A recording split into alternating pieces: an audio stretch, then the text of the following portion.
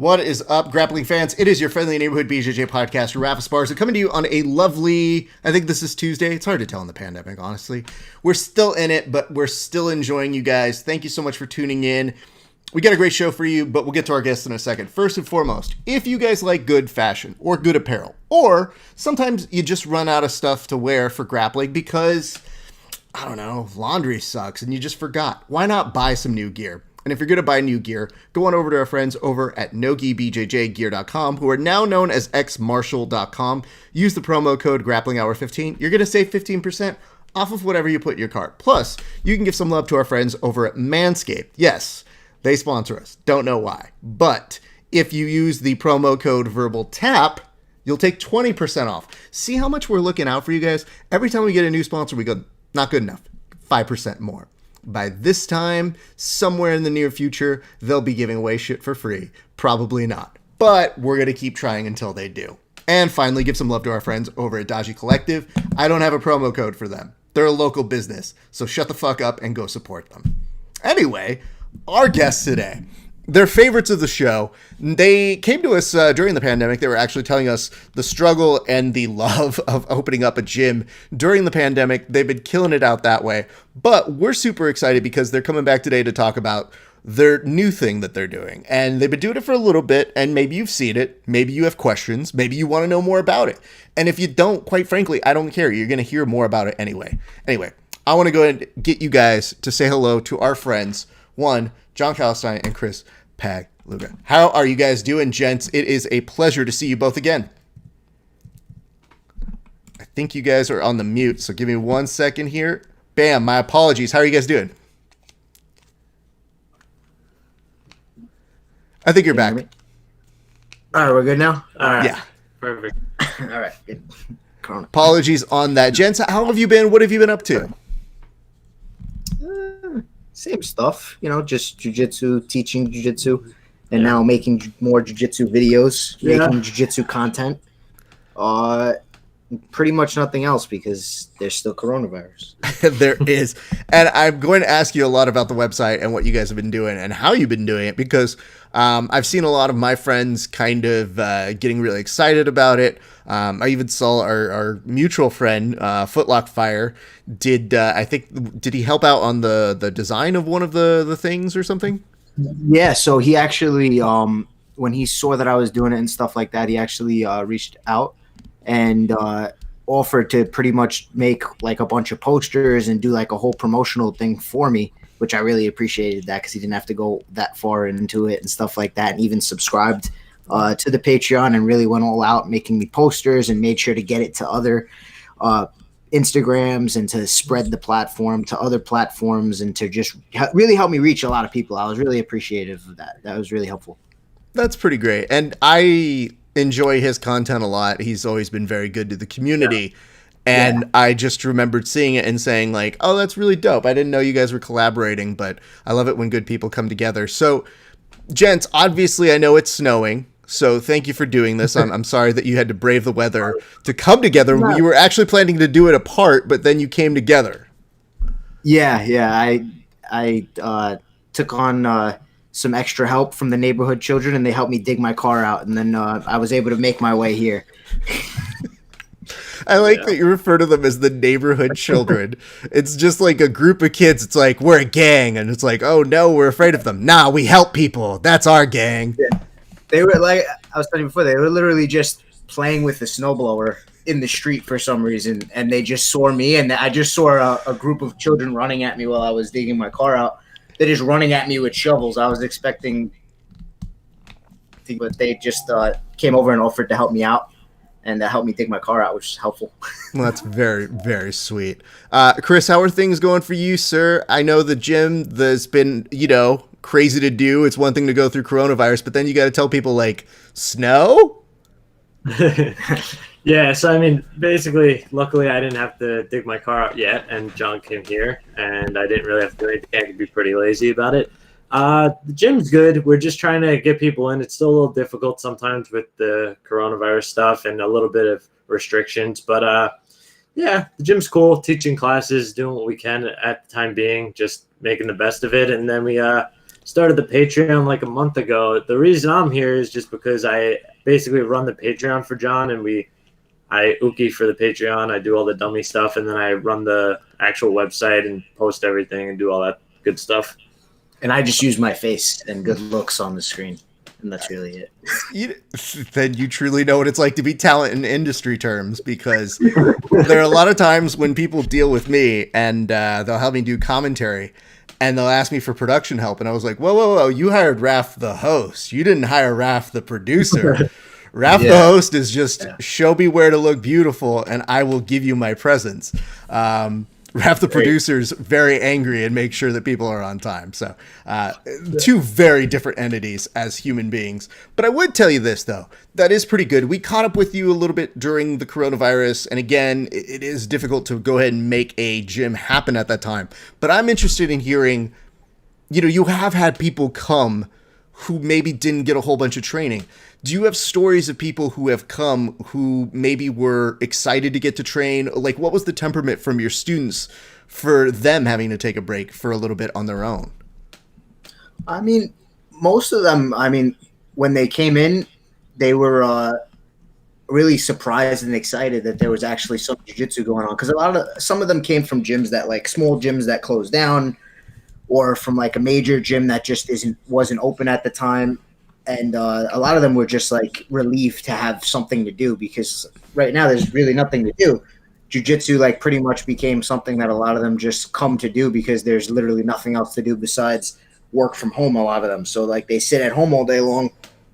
It was good to get out of the house and go train jiu-jitsu. And it's not a big group of people, but I would like to think that we're like a pretty tight-knit group of people. And it's starting to grow into like a good, nice group. I mean, everybody for the most part enjoys competing, and it's not really from a competitive, like everybody's competitive, but everybody's just doing it more because, it's just fun. So like, that's what we're really trying to do, is make sure that people have fun competing. And we all kind of joke around and bullshit and like hang out and stuff like that. So, I mean, it's exactly the kind of environment that I would want to train in, and guys are getting good now, I think. I'm happy about that, and I got a good group of people to train with. So yeah, it's good. And like I said, everybody was just relieved and excited to have something to go do in a time when there really is nothing else you can do. So yeah, no, it hasn't been bad. I mean, what do you think? Things have definitely been good. It's growing. It grows slowly, but we have some people who came in that were pretty like brand new, never did jiu-jitsu, and just had like a friend tell them about the place or whatever. And those people seem to really like it, and they come and they show up for classes. And then we have a lot of people who, like John was saying, they train somewhere else. The gym either closed down or like for good, or just closed down for a long time, or they was just looking for a place to train.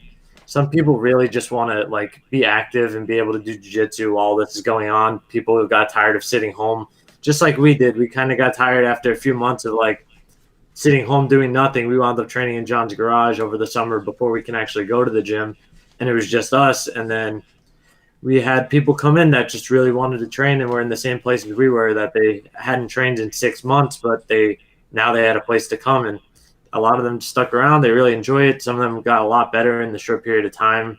They went and competed a couple of times. So it's all good. It's fun. I enjoy the new experiences teaching as well. I'm curious about this because I don't know if I asked you this before, so my apologies. But, we've been trying to get the temperature for everybody who had to take time off. And I know we spoke a little bit before, but do you mind describing what it felt like to get to what you considered your first regular day of training? Because to me, when you take a break off of this stuff for a little bit of time, it feels weird to go back to it. But yet it feels amazing. So I was curious if you don't mind describing like what you felt like your first day of regular training felt like again.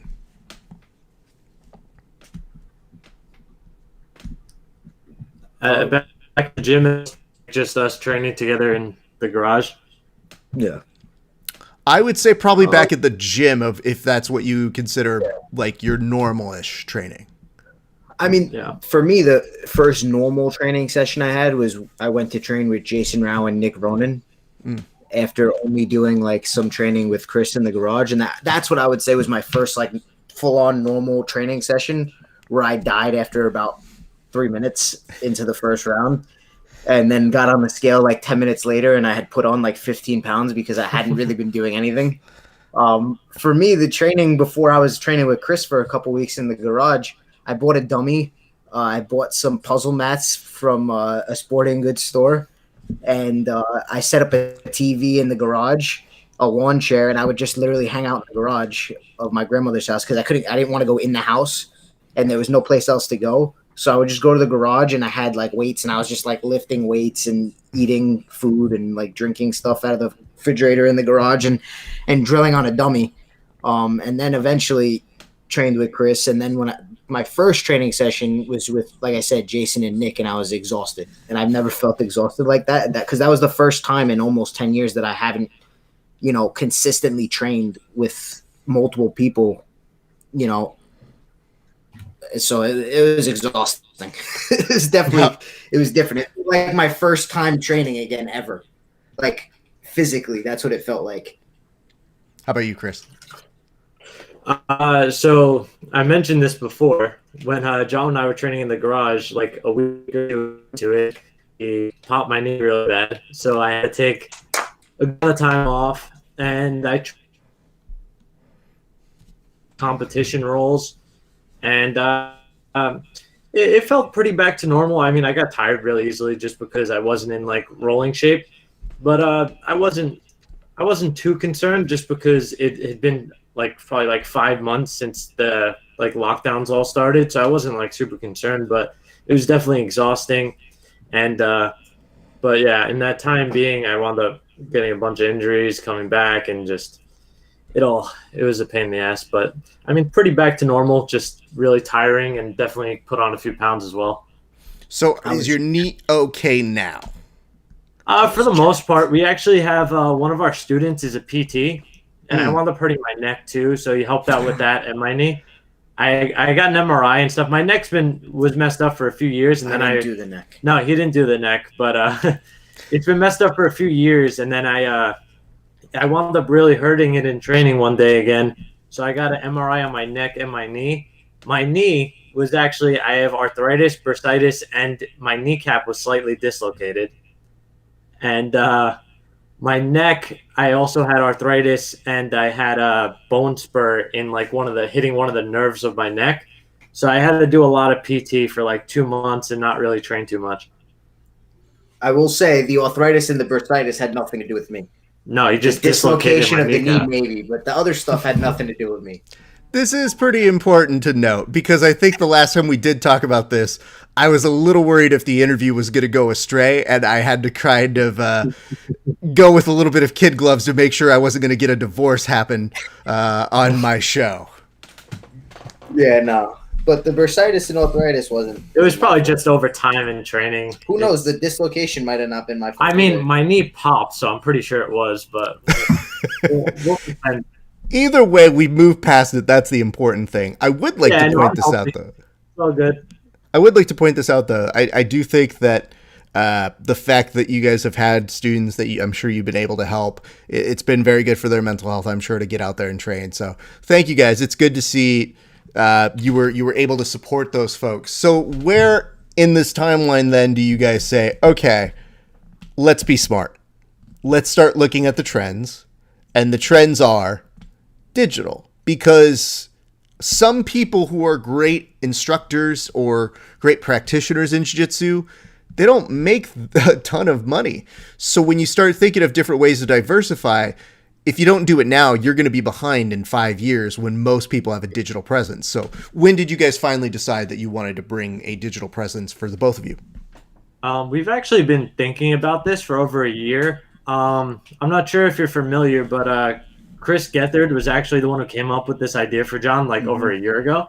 And we were going to do it, and then we wound up not doing it for a little bit, and then Corona happened, and then I was like, I think we should really actually push forward and get it done. So I basically just made the whole site, and I'm like, all right, we're going to come up with a plan. We're going to record it. We're going to do this. I kind of just set it up, and then we were like, all right, one of our friends helps us out. Our friend Bert helps us out with the video stuff. He does all the video. So we were like, this is the perfect time to do it. We should get it done now while everything's digital and not do the same thing everyone else is doing. Yeah. So I mean, for me, it was a lot of I wanted to be able to always like reach more people, like just teaching. Because at the end of the day, I do enjoy, like, for me, it's like I love training, I love competing, but I also enjoy teaching. Um, and so for me, it was a lot of being able to like teach people who maybe I haven't seen in a long time. Like there's a few people that subscribe that would go to some of the seminars I would do locally, or there's a couple people that subscribe that I met out in Belgium. And over the past year, I wanted to make more of an effort to go to Europe, to travel, do more seminars. Like I didn't really do much of that because I always was so focused on I can never miss a single day of training. So I just really never really focused much on uh, doing seminars or teaching classes at other gyms or anything like that. It was never something that I was really too focused on. But you know, with everything going on now, I had more time to like actually I had more time to actually train, and with more time to train, I had more time to actually take advantage of the fact of that everything is digital now, and I can reach, you know, more people. There's some people who I teach that like are in the Philippines. Like I teach one person in the Philippines, and he hasn't trained with anybody at all. But he just does like a half hour, you know, lesson with me. And for him, it's great because it's been a year since he's had any instruction at all, you know? So it's like little things like that. If I could like teach people that are like fans of me and just like, still just like, you know, kind of spread my knowledge of like what I have. And if people appreciate it, they appreciate it. I'm not trying to be like a super famous, like jujitsu guy who just like a ton of content out there. I really just want to focus on teaching people who, you know, are interested in what I have to show. Um, and, you know, maybe I've met them before and they've taken a class of mine or a seminar and they just want to keep seeing. And for me, it's like I really want to teach through the Patreon the same way I would teach a class. You know what I'm saying? And really focus on little details, and hopefully people get some use out of it, what I have to teach. And like I said, I'm not trying to have a million subscribers. For me, it's like I want to get to the people who really have an interest in what it is that I have to say, what I have to show. And hopefully, you know, just try to reach more of those people, you know, as it goes. And, you know, and them paying me for it, of course, shows me that they appreciate it. And for me, that's a great thing. And that's like another thing is just, you know, and I feel like it just helps people, you know, when I go to do a seminar, maybe I'll make a trip to Belgium again or something like that. You know, maybe it just, you know, I can meet some of the people, you know what I'm saying? Like I said, it's a smaller circle for now. And like, you know, hopefully I could travel to these different places once Corona's done and then, you know, meet some of these people, train with the people.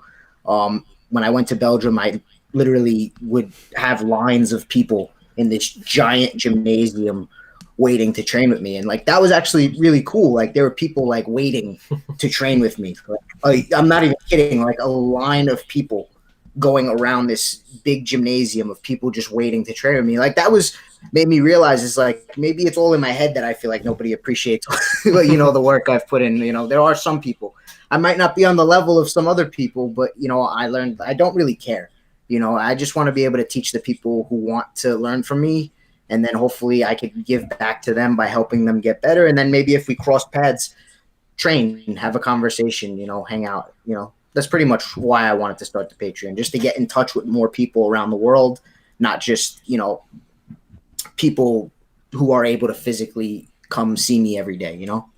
That's pretty dope. And I have to say, I think it's really awesome to see you are showing some of this stuff, because that's the unfortunate thing. I've never been in the room with you. I've never seen you teach. And, you know, for me, I see you guys in person and I see the culmination of that, which is you competing. But I've heard great things and I know about the way that you teach, and, you know, we have a number of mutual friends. So I think it is pretty dope when I see those little snippets that you guys have posted and those little sneak previews of how you do it. It looks pretty awesome. We're going to show people in a second, but before we do, I want to go back to the fact that I didn't know that Chris Gethard was the guy who was the one who inspired this. Yeah. this was maybe like 2 years ago, right? He Yeah, it brought was up. over a year ago. Yeah, And yeah. we were just trying to figure out something, like everyone was putting out DVDs, and we were just trying to come up with a way to do things. And he had the idea of doing the Patreon, and we were going to start it, and just a bunch of stuff happened, and then Corona happened, and then we kind of it got backtracked. But he was the one who came up with the initial idea. Yeah. Yeah. I got to tell you, man, because you guys don't really understand this, but maybe it will make sense as I present it in a second here. But like Chris Gethard is like the only person who does both what I do. Like there's the late night element and this, but he's far more famous than me. And I've told people, I'm like, I have no interest in ever having a super fight. And I would say, yeah, him. Except the only thing is, I don't know what you guys are teaching him. So when people have been like, oh, Ref, you should get a super fight with him. And I was like, first of all, if you ever put me in a super fight, it's negative ratings. Like, I promise you, if you've ever seen me train, it's not very interesting. But I also hate clout chasing. So I hate the idea of being like, yo, Chris Gethard, you got everything I've been working hard for, motherfucker. Like, I was like, nah, I just kind of like him. He's really funny. He was literally on a documentary that my friends and I were watching called Class Action Park. And the whole time I'm just sitting there being like, you know, he does jiu-jitsu. He's cool. Like, we love him. He's awesome. So I think that's pretty dope, man. Let me circle back to this. I want to go over to Chris for a second here. When you are putting this together, what is some of the feedback that you guys have gotten just from putting out the Patreon in these past few months? I mean, I think people enjoy it. I don't get a lot of like the direct feedback from people. I'm sure John gets more of it because I'm like kind of behind the scenes. Like I'll reach out, like I'll tag people and post, like I'll tag like the Footlock Fire page, and then they'll reach out to me and be like, because like they kind of know who I am a little bit, and they'll just reach out and be like, oh, we're gonna do this poster and stuff. Everyone seems to enjoy it. He said it was really cool. People we know that subscribe, that know me as well, like personally, have told me they really enjoy it. But I'm sure John gets more of the feedback from like other people that subscribe because they're subscribing for him. A lot of people, I'm sure, don't know I have anything to do with it, but I don't mind doing all the behind the scenes work because it makes it easier. Absolutely. And I have to ask this. We're going to go over, and I want you guys just to tell us a few things before we start looking at it. But I wanted to ask, what has been one of the most fulfilling things about doing it so far, though, John? Because you mentioned there were a lot of people you couldn't really reach. But has there been any other kinds of benefits of doing this that you didn't expect that you would see? I mean, I think it kind of like helped me like kind of come out of hiding a little bit. Kind of like let people know that I'm still doing jiu-jitsu, which was nice. And I got to see like that people still like kind of remember like who I am, or, you know, or have interest in like people bring up old matches. I had people like putting up stories of them like watching the Patreon, or them watching like old matches that they found on YouTube, not even like EBI matches, like watching stuff that I did in like 2016, 2017, which was pretty cool. And then it was also cool, like our friend Bert that helps us film. He said one of his friends subscribed, and he's never done jiu-jitsu ever in his life. And he basically just subscribed because Bert shared it on his Instagram. And he's like, hey, I want to learn jiu-jitsu, but I can't get to a gym right now with everything going on.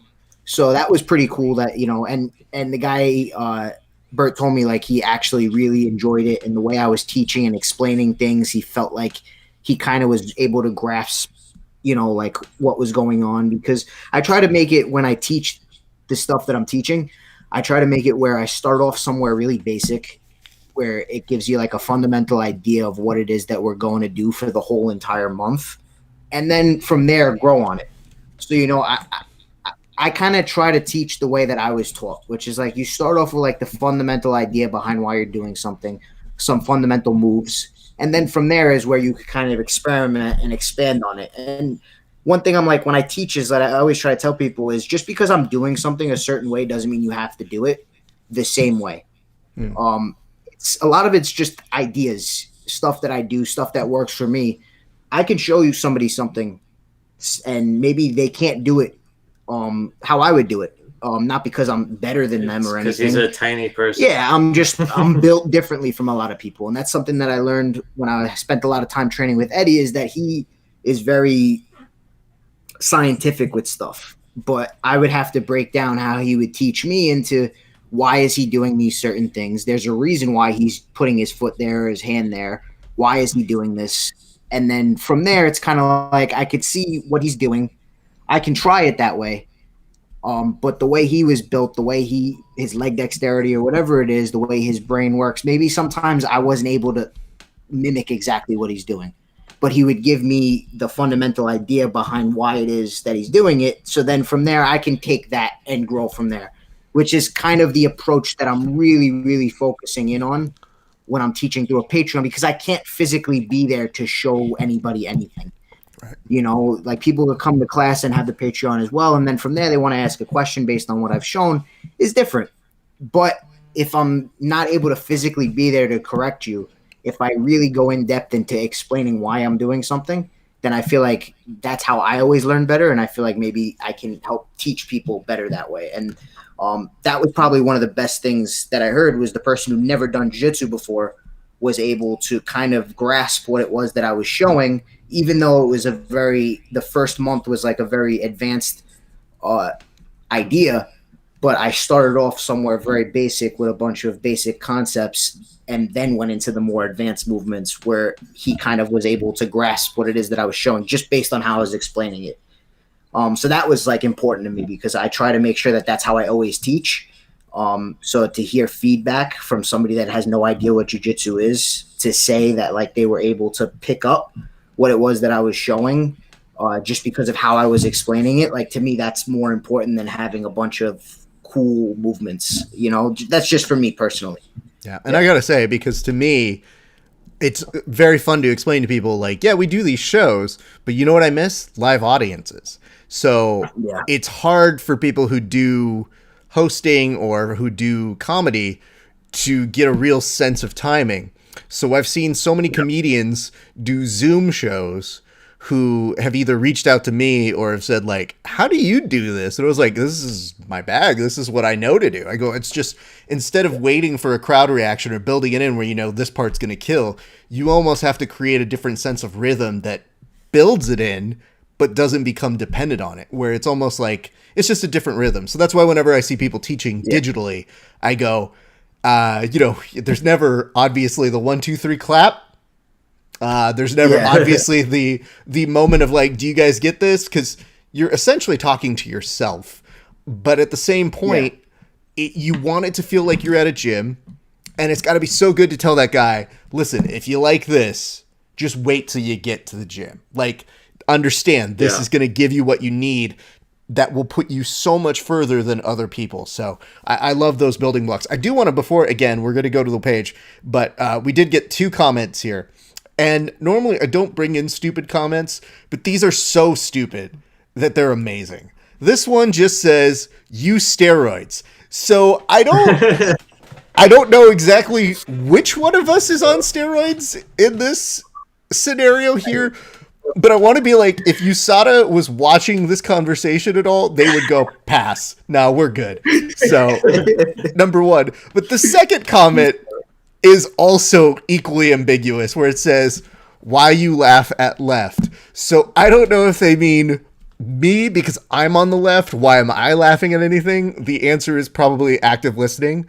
But if Chris, that's in regard to you laughing at John, that's just their dynamic. That's just what they do. It's what happens with East Coast people. Sometimes they just break out into laughter and bust each other's balls. It's what happens, guys. Why you laugh at left? I like it. Why you speak worse English than me. That's pretty funny. I would tell you guys this. So I'd love for you to do us a solid. Just kind of, as you guys are talking about it, I want to show people where they can find this. So obviously we have the site here. It's with Patreon, John Calestine. You go there, give them some support, but I'm going to actually take people to the page right now just so they can kind of get an idea of what they're looking at. Because again, when you do these things, you always wonder, what the hell am I going to buy? So, nope, that is a conversation. That is the website. There you go. Okay, so over here, pretty average. Okay, 20 a month. That's not bad. I could think about the fact that I go to Starbucks 3 times a week. That's enough for per month. And then what I'm seeing here is walk us through what you get for the 20. Okay, so just to break things down, we do one video a week. Every Monday, I post up a video. It's going to be a technique video. They're going to be around like 10 to 20-minute range every single week. So you get 4 videos a month that are usually every month we have a concept. So we'll do like saddle entries one month, and then each week are different like concept of entries and of the saddle. And so yeah, you get about an hour's worth of content every month, and it's only $20. So we kind of just wanted to make it affordable for people so they can get something, and they don't have to spend like $200 like a lot of these DVDs are. It's basically like you're getting a DVD with like, because every week I try to keep it between 3 and 4 techniques. Okay. Yeah. So you're basically getting like pretty much a DVD on a concept that's a shorter DVD every single month, and you're not paying for it. Where you're not dropping, $180, whatever it is. You're not dropping this crazy amount of money. And it's just also what I liked about Patreon is that I can see if people comment on the videos. I actually go through the comments, and like I could see, some feedback there. And like as it starts to grow, I'll start to learn more about like the different stuff that I can do through the Patreon, and maybe be able to, answer people's questions directly, or, every now and again as it grows. One of the things I wanted to do was maybe do like Instagram Live, and maybe do like live Q&As just based on the month-to-month content that I'm putting up. And, making sure that people have access to all of that stuff after the fact too, putting it up on my YouTube channel that we started. So if I do a Q&A, let's say, and then people don't want to lose all that, we're going to record the Q&A and then upload that Q&A up onto YouTube is like another idea that I have. So I'm trying to make sure that I make it so that I'm really staying in touch a lot with individual people that are subscribing, and trying not to just have as many people as possible. Like I would like to have as many people as possible, but I would like to make it where I can still be able to have contact with as many people that are subscribing as possible. And that's pretty much like the main goal. That works. I want to go back to this in a second. But when I do look at this, I do occasionally think to myself, okay, you're going to do one technique, and really marinate on that. You're going to do one technique that week, and then you'll be able to respond to people in the comment sections and say like, hey, listen, if you have questions that week, or if you do something, feel free to reach back on out to you. So it's not just a one-way form of communication. It's a one-way entry to a dialogue about it. Yeah. So basically, like it's like 3 or 4 techniques a week that'll go into a video. They'll each be about like 3 or 4 minutes each technique. It goes to about 15 minutes, and over that month, so the technique is going to be on one part, like saddle entries, 3 different saddle entries, and then the whole month is going to focus on a broad concept of the saddle.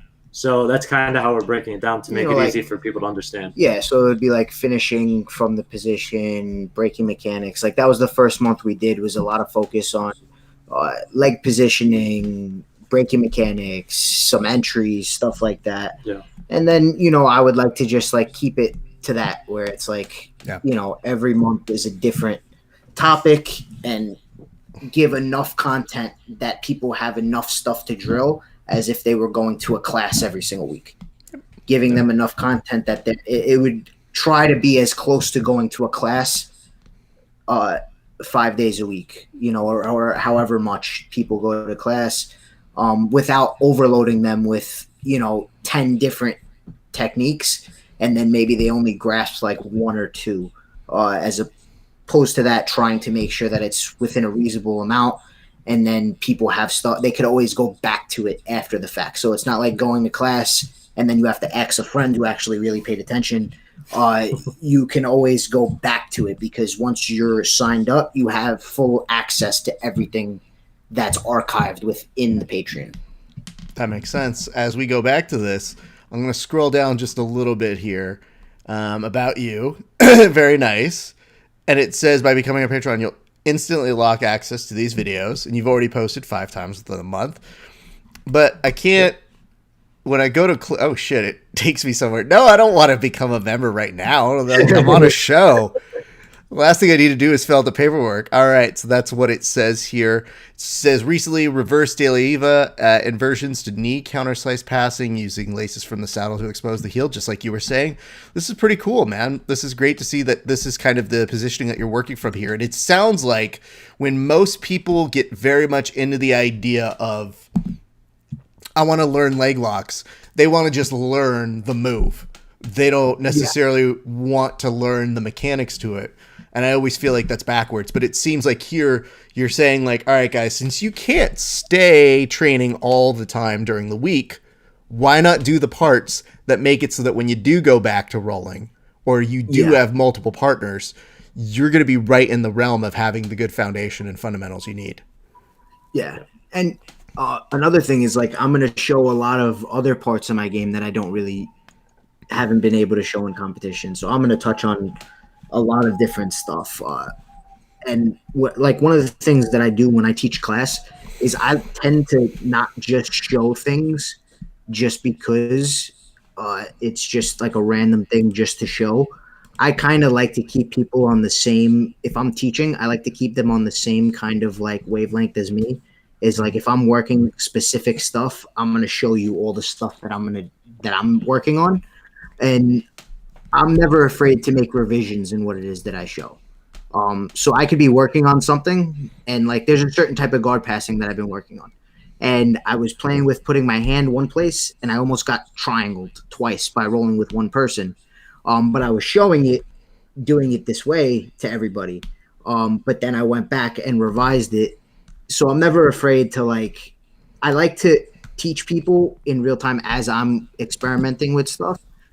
So I always make sure that I teach my students, like I said, exactly what it is that I'm working on and I'm doing is what I'm going to teach you. So I'm kind of trying to do the same thing with the Patreon.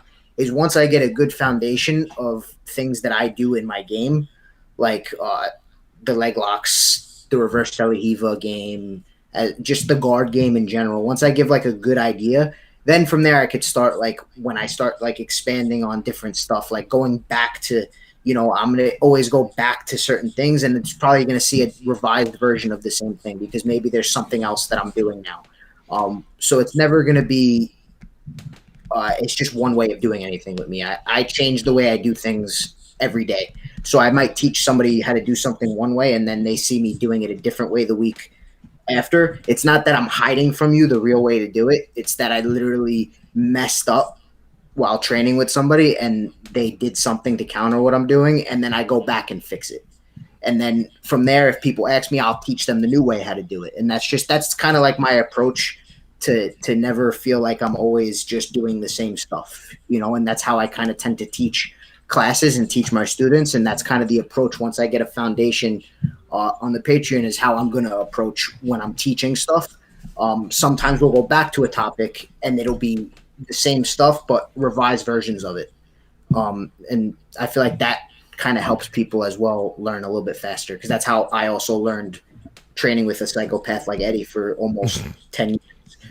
He would show you how to do something one way and then be up all night wondering why one person did something for like a second and then completely change it the next day after we spent an hour doing it this way. So that's kind of like the way that I do jiu-jitsu, and that's I would like to teach people how to think that way as well when they're doing jiu-jitsu. There's no one way to do anything ever. Somebody could always do something to make that one thing not work, even though it works on this person, and that's just the approach that I like to take.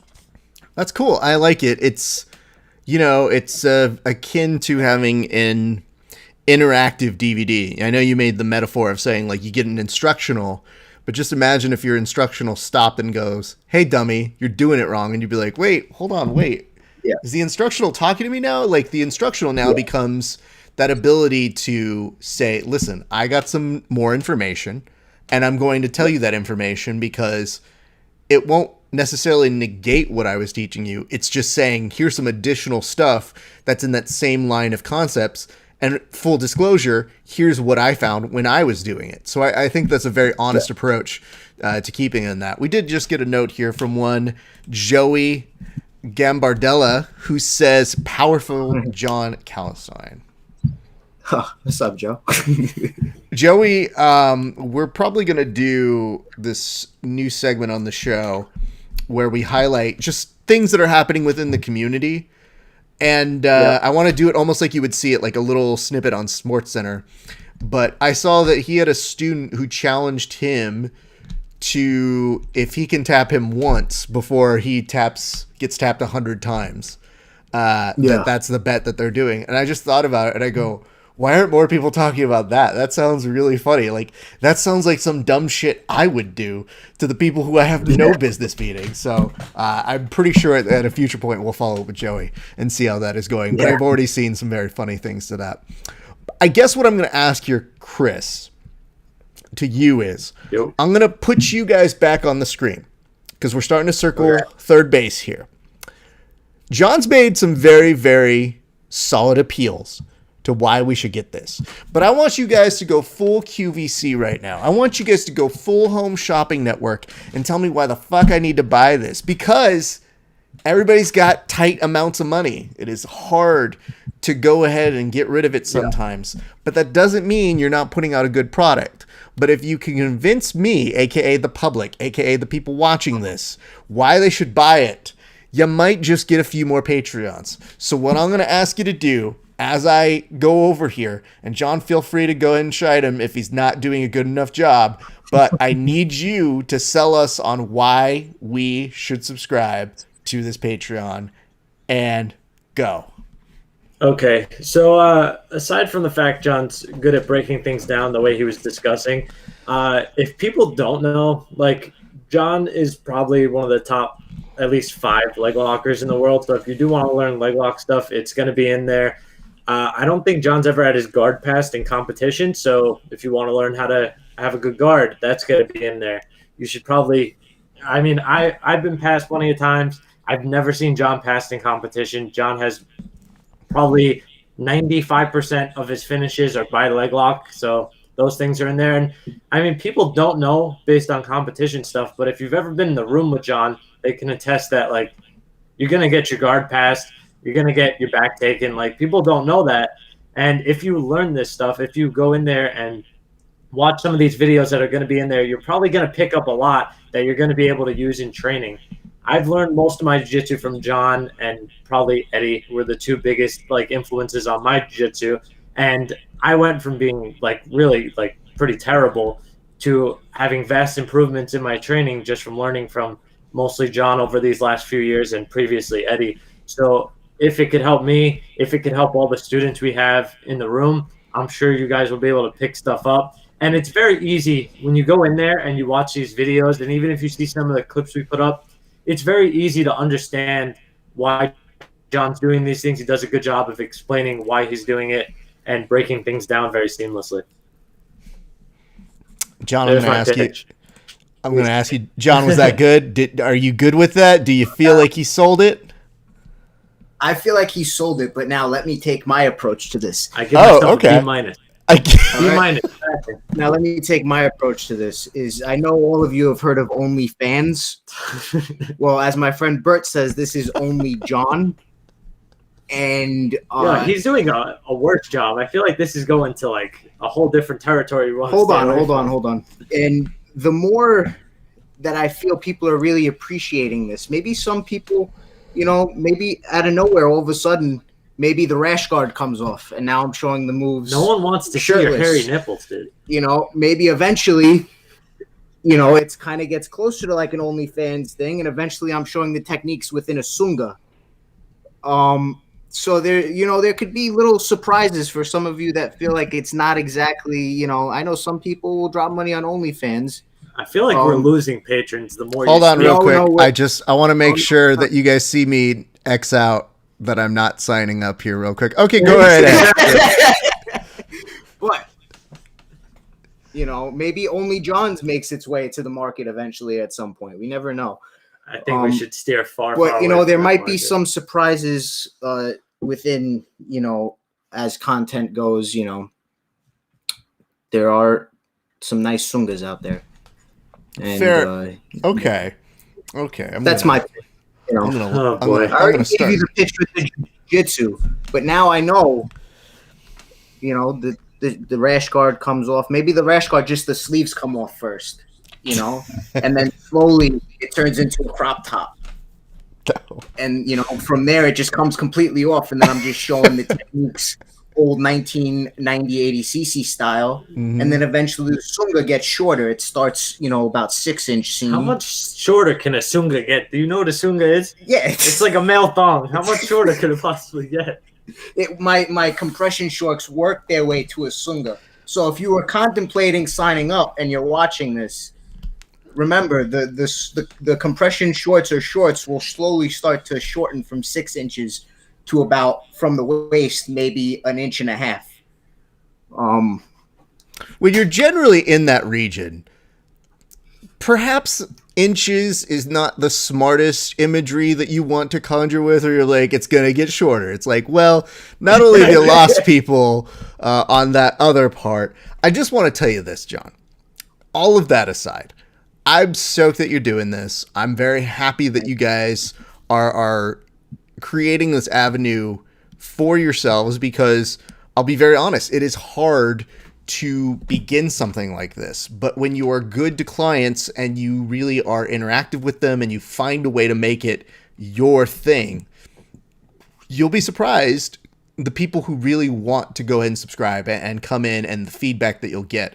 And just seeing you guys start off on this aspect of the journey, I think, is an extension of the things that you guys are doing over at the gym. So you just keep putting all those things together, and I look forward to those things. And, you know, obviously I think it's a really cool thing, and we'll be happy to plug it and give people some notices to say, hey, listen, go support our friends. We want to make sure that we support those who are looking to compete again. It's just things are a little weird right now.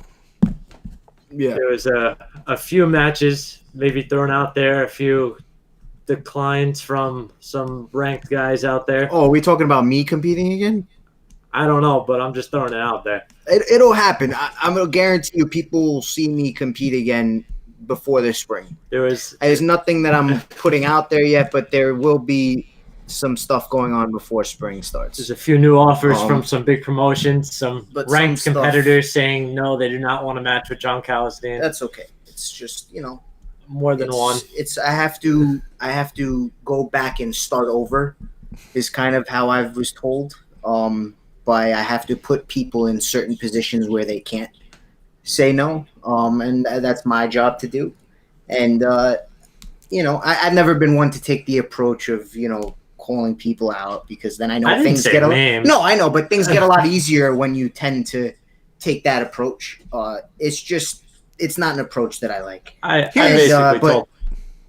Here's a fun thing I'm going to go ahead and bring up, which is, I'm sure that they're probably bringing up, I don't know, rankings or something to that effect.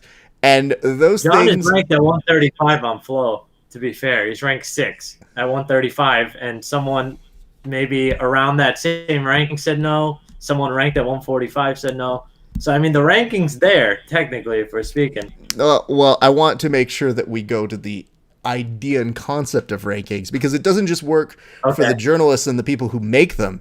The athletes themselves use it as grappling math, as to be like, well, why should I go up against him? Because I mathematically now have this ranking. And I go, the ranking is bullshit. Do I want to see him fight you? Yes, I do. Do I want to see that match? Great. That sounds good. Does it make sense to make it happen? Sure. So I find that a lot of times people talk themselves out of matches, or even sometimes fans throw things around where I just go like, listen, dude, you have an accomplishment. You're awesome. You've got a good game. And half the time, if I hear that you have one part of a match and I want to hear who the other side is, it's very rare that I say, I don't think that makes a good match, or I don't really care. So we'll see. We'll see how that comes out. Yeah. Basically, I mean, I told John, I think that the best thing to do right now is just say yes to anyone in his weight class at 135, 145. Because a lot of these guys will have matches, like the ranked guys will have matches on Fight to Win, whoever, against guys people don't know. But the more you win, the more these promotions want to put you on cards. And You do them a favor, they'll do you a favor. When you're 4-0 at a that's promotion, also where me being like, well, now I have to go back to starting from scratch, pretty much. And it sucks to have to do that, but I've had to do that since the day I won EBI, where literally nobody with a name wanted to take matches with me, and always had an excuse of, well, he only won that, or he's not a world champion, or none of this, and that's why, like, people ask me after EBI, why did it take you so long to have a match? I was like, well, because literally every single person except for Johnny Grippo turned the match down, and it wasn't like I was going for like crazy name people. It wasn't like I was trying to fight Cobrinha. It's just like literally every single person did not want to do it. Yeah. And then it got to a point where I didn't really care anymore. It's just, and it gets frustrating when you put so much effort in to climb to a certain level, and then people always find ways to knock you down a few levels, but nonetheless, it's my job I have to be the one to pull the extra weight in this circumstance. I have to be the one to take the risks while everybody else sits comfortably within their rankings. It's just what it is. I have to put people in positions where the matches that I feel I deserve, those people can't say no. And the only way I could do that is by having matches with people and beating people, the people that aren't ranked or the people that aren't as popular but are well known enough. That's my job now. I have to go have matches with them. I have to basically do what I used to try to force people to do when I was coming up was, well, this bigger name person, I beat all of these people. Now you have to have a match with me. Now I have to be the one to have matches with the people that are in the same position I was. I don't have the privilege of sitting within a ranking system or sitting within the fact of my popularity. Yeah. It's just like, it's annoying sometimes, but it's kind of like what you have to do. That's what I have to do. If I want to get back to doing what I enjoy, which is competing, I have to do it this way. Here's a good way to kind of end this. I would say this: when you do see him compete, and let's say he does win, now he has a venue to show you how he did pick up some of those wins. So it would behoove you, if you want to be ahead of the curve and know how, or if you want to be a latecomer, there's no problem with that. He'll accept your money either way, but maybe he'll show you how he does some of those finishes that he gets, because it's only a matter of time before we see some good finishes from you. And then some Slunga stuff. And still heavy no on that one. I was about to say, I was like, I don't know that I can type the words hard pass on here and have them flash, but I feel like that would be highly insulting. Well, gents, it's always a pleasure catching up with you guys. Why don't we do this in a few months? Why don't we catch up again and see how the thing's going? And hopefully we'll have. I don't mean to cut you off, but what I was going to say is, I know you do those fight companion things and stuff like that.